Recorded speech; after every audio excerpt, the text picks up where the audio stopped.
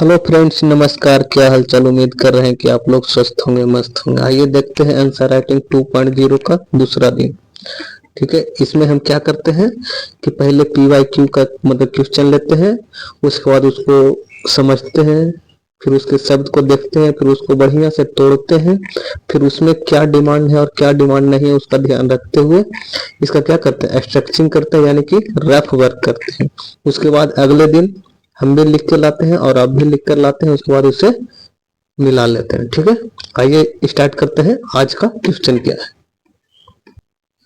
आज का क्वेश्चन है, भारत में गणतंत्रात्मक धर्मनिरपेक्षता को गत्यात्मक धर्मनिरपेक्षता को आलोचनात्मक दृष्टि से विश्लेषित कीजिए। Analyse critically the dynamic secularism in India. इसमें एक शब्द आ रहा होगा गत्यात्मक और दूसरा शब्द आ रहा होगा धर्मनिरपेक्षता। तो धर्मनिरपेक्षता का मतलब तो थोड़ा थोड़ा समझते होंगे, लेकिन गत्यात्मकता को लेकर थोड़ा सा संशय हो रहा होगा। तो इसके लिए यहाँ पर इंग्लिश का शब्द देखिए क्या है, डायनेमिक। डायनेमिक का मतलब क्या होता है? विस्तार से, मतलब बढ़िया से, मतलब इसके सभी एस्पेक्ट को मतलब ध्यान में रखकर करना है। निगेटिव पॉजिटिव सब, क्योंकि इसमें आलोचनात्मक दृष्टि है तो इसमें इसका निगेटिव भी दिखाना है और पॉजिटिव भी दिखाना है कि धर्मनिरपेक्षता जो भारत में जो है धर्मनिरपेक्ष है कैसा है, इसका मतलब कुछ पॉजिटिव भी दिखाना और निगेटिव भी दिखाना। तो आइए इसको स्टार्ट करते हैं। ये जो क्वेश्चन है 68 BPSC का है और शॉर्ट क्वेश्चन है। शॉर्ट क्वेश्चन यानी 8 नंबर का। तो इसे लिखने का कोशिश कीजिएगा मैक्सिमम 150 शब्दों तक, मैक्सिमम। ऐसे 100 से 125 130 के आसपास अगर सिमट जाता तो बहुत अच्छा होगा, क्योंकि यह 8 मार्क्स का है। क्वेश्चन बहुत सारा लिखना होता है तो इसका भी ध्यान रखिएगा। आइए देखते हैं इसमें क्या क्या चीज होना चाहिए। पहले देखिए भूमिका में क्या कीजिएगा, धर्मनिरपेक्ष राज्य क्या होता है उसका थोड़ा सा एक लाइन परिचय दे दीजिएगा। उसके बाद इसमें सीधा मेन बॉडी की ओर मतलब स्थानांतरित कर जाइएगा। मेन बॉडी में करिएगा कि पहला पॉइंट में मतलब बताने का कोशिश कीजिए कि धर्मनिरपेक्ष राज्य की पहचान एवं या फिर उसको बोलिए मतलब विशेषता क्या होता है, किस आधार पे आप किसी को धर्म निरपेक्ष राज्य कह सकते हैं। ठीक है, इसको बताइएगा। फिर उसके बाद दूसरा पॉइंट में मतलब दूसरा पैरा में पॉइंट में जो भी है उसके बाद इसको क्या कीजिएगा, तुलना कर दीजिएगा भारत एवं पश्चिमी देशों के बीच कि भारत में धर्मनिरपेक्ष कैसा है और पश्चिमी देशों में धर्मनिरपेक्ष कैसा है, दोनों के बीच में तुलना कर लीजिएगा। उसके बाद फिर अगला पॉइंट में क्या कीजिएगा कि जो भारतीय संविधान में कुछ मतलब अनुच्छेद दिया होगा उसको इंडिकेट कर दीजिएगा। उसके बाद संसद के द्वारा कुछ नियम बनाया गया इसके ऊपर तो उसको इंडिकेट कर दीजिएगा धर्म से रिलेटेड।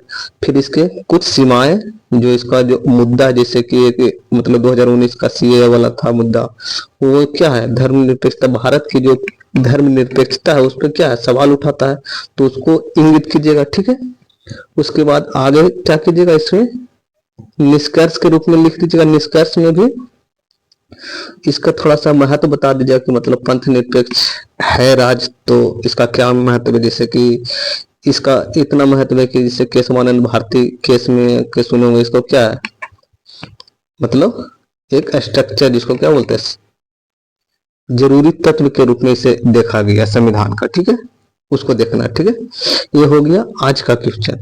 अब देखते हैं क्या चीज कल का क्वेश्चन में क्या था।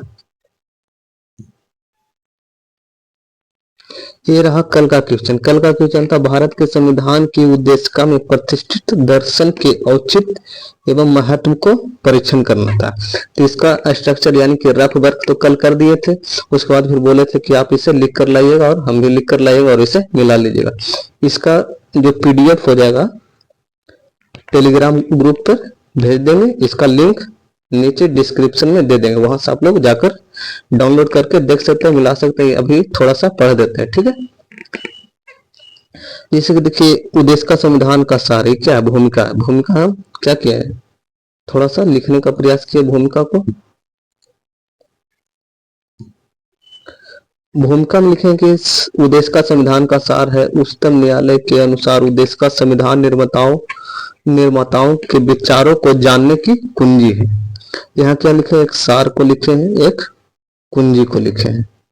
उसके बाद यह किसी अधिनियम के मुख्य आदर्शों एवं आकांक्षाओं को उल्लेखित करता है। किसको? जो मुख्य आदर्श है, आकांक्षा है, उसको भी उल्लेखित करता है। उद्देश्य का हमें संविधान के मूल स्रोत भारत की सत्ता का स्वरूप, संविधान के उद्देश्यों से अवगत कराता है। यानी इसका स्रोत के बारे में बताता है, स्वरूप के बारे में बताता है और उद्देश्य के बारे में बताता है। अब आगे चलकर इसी को क्या करेंगे, उल्लेख कर देंगे, बस हमारा काम हो जाएगा, क्योंकि खोज रहा था मूल तत्व भी। ठीक है, आइए देखते हैं इसका मेन भाग में क्या लिखे, मेन बॉडी में। तो फलतः ये सब जो शब्द फलतः, वस्तुतः, ये सब क्या है, पैरा चेंज करते समय अच्छा नहीं लगता, इसलिए क्या इसको बोलते हैं संयोजक वर्ड। संयोजक मतलब आगे जोड़ने वाला शब्द। ठीक है, इसे फलतः भारतीय संविधान की प्रस्तावना नेहरू जी द्वारा 13 दिसंबर 1946 को पेश किया गया था, जिसका संकल्पना अमेरिकी संविधान पर आधारित है, जिसे 26 नवंबर 1949 को अपनाया गया था। एवं इसमें 42वें संविधान संशोधन के माध्यम से समाजवादी पंथ निरपेक्ष अखंडता शब्द को जोड़ा गया था। ठीक है, आगे देखते हैं। भारतीय संविधान की उद्देशिका में वर्णित मूल तत्व या दर्शन को हम निम्न रूप में देख सकते हैं। अब इसको क्या कहें, डायग्राम के माध्यम से क्या क्या दिखा दिए, चार्ट के माध्यम से, जिसके भारतीय संविधान की प्रस्तावना में क्या क्या दिया हुआ है। तो संविधान में अधिकार का स्रोत के बारे में वर्णन किया गया, स्वरूप के बारे में बताया गया, उद्देश्य के बारे में बताया गया। तो इसको लिख दिए हैं एक चार्ट के बारे में। फिर इसी को क्या किए हैं, एक एक को लेकर थोड़ा थोड़ा विस्तार कर दिए हैं। प्रभुत्व संपन्न को यहाँ विस्तार किया, यहाँ पर समाजवाद को। ठीक है, बाकी इसके पीडीएफ आप लोग टेलीग्राम ग्रुप से ले सकते हैं। पंथ निरपेक्षता के बारे में, लोकतंत्रात्मक गणराज्य के बारे में लिख दिए हैं। इसी तरह से जो भी उसमें दिया हुआ था मूल तत्व, उसको थोड़ा थोड़ा लिखते चले गए। जैसे यहाँ पर देखिए क्या है, संविधान के उद्देश्य एवं लक्ष्य को लिखती है कि जैसे न्याय है तो सामाजिक न्याय, आर्थिक न्याय, राजनीतिक न्याय, स्वतंत्रता है तो विचार की स्वतंत्रता, अभिव्यक्ति की स्वतंत्रता है, विश्वास, धर्म, उपासना की स्वतंत्रता है। और समता की बात करें तो फिर प्रतिष्ठा एवं अवसर की समता, बंधुता बढ़ाने की बात की गई है, जिसको आप मौलिक कर्तव्य के रूप में भी देख सकते हैं। ठीक है, और आगे पॉइंट देखते हैं इसमें।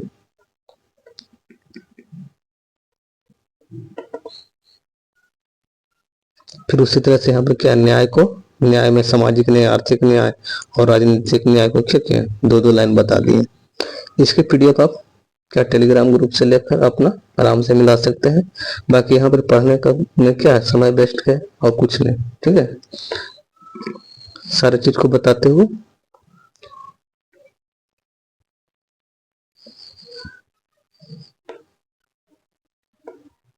ये देखिए, यहाँ पर क्या, समता में, उद्देश्य का में प्रतिष्ठा एवं अवसर की समता के बारे में बात है, बंधुत्व है। उसके बाद फिर आता है नेक्स्ट पार्ट, जो क्या है, सुप्रीम कोर्ट के क्या व्याख्या के अनुसार। ठीक है, तो इसमें क्या है कि वस्तुतः उच्चतम न्यायालय ने उद्देशिका की महत्ता को देखते हुए इसे संविधान निर्माताओं के मन की कुंजी कहा है। जैसे बेरुवारी बाद में से इसको बोला गया। तो वही केशवानंद भारती बनाम केरल राज्य 1973 में से संविधान की अभिन्न अंग माना है। ठीक है, ये क्या है, दो केस को उल्लेख कर दिए। आगे देखते हैं। हालांकि उद्देशिका की आलोचनाएं इसलिए की जाती है कि यह न्यायालय द्वारा परिवर्तनीय नहीं है, यह विधि की दृष्टि से महत्व नहीं रखता। यहाँ क्या लिखती है, यहाँ पर तो उसका 2 पॉइंट निगेटिव लिख दिया। ठीक है, आगे देखते हैं। इसमें महत्व के में फलतः उद्देशिका में उस आधारभूत दर्शन और राजनीतिक, धार्मिक, नैतिक मूल्यों का उल्लेख है जो हमारे संविधान के आधार है। इसमें संविधान सभा की महान और आदर्श सोच को उल्लेखित किया गया है।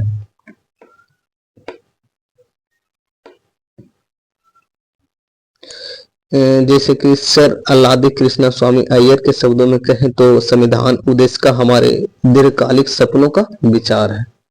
ठीक है, अगर ये सब कोट याद रहता है जिनका मतलब कथन, तो सब प्रयुक्त कर मतलब प्रयोग कर सकते हैं, उससे आपका आंसर और अच्छा लगेगा, अट्रैक्टिव लगेगा। अतः उपरोक्त कथनों से हमें उद्देशिका में मौजूद दर्शन या फिर मूल तत्व की औचित्य एवं महत्व का पता चलता है। जैसे के मुंशी जी इसे संप्रभु लोकतांत्रिक गणराज्य का भविष्य फल भी कहा है। ठीक है, ये तो रहा मेरे द्वारा लिखा हुआ। आप लोग भी कोशिश कीजिए, जैसे कि आज का क्वेश्चन जो धर्मनिरपेक्ष वाला उसको क्या किया, रफ वर्क कर दिया, स्ट्रक्चरिंग कर दिया, मेन शब्द उसमें क्या क्या प्रयोग होगा, कौन कौन सा उसमें कंटेंट यूज होगा उसके बारे में बता दिए। उसको आप आराम से लिख सकते हैं, उसके बाद अगले दिन मतलब हम भी लिख कर लाएंगे तो उसको आप मिला सकते हैं, टेलीग्राम ग्रुप से पीडीएफ ले लीजिए। कोई इसका वो नहीं है कि मतलब मेरा ही सही होगा, आपका गलती हो जाएगा, हो सकता है हमसे भी अच्छा आप लिख रहे हो, इससे कोई दिक्कत नहीं। आंसर जो है एक यह जो आंसर आखिरी आंसर नहीं है, ठीक है, अभी और भी आंसर जितने लोग जितने प्रकार के हो सकते हैं, लेकिन कंटेंट लगभग वही रहेगा। ठीक है, लिखने का तरीका बदल सकता है। ठीक है, धन्यवाद।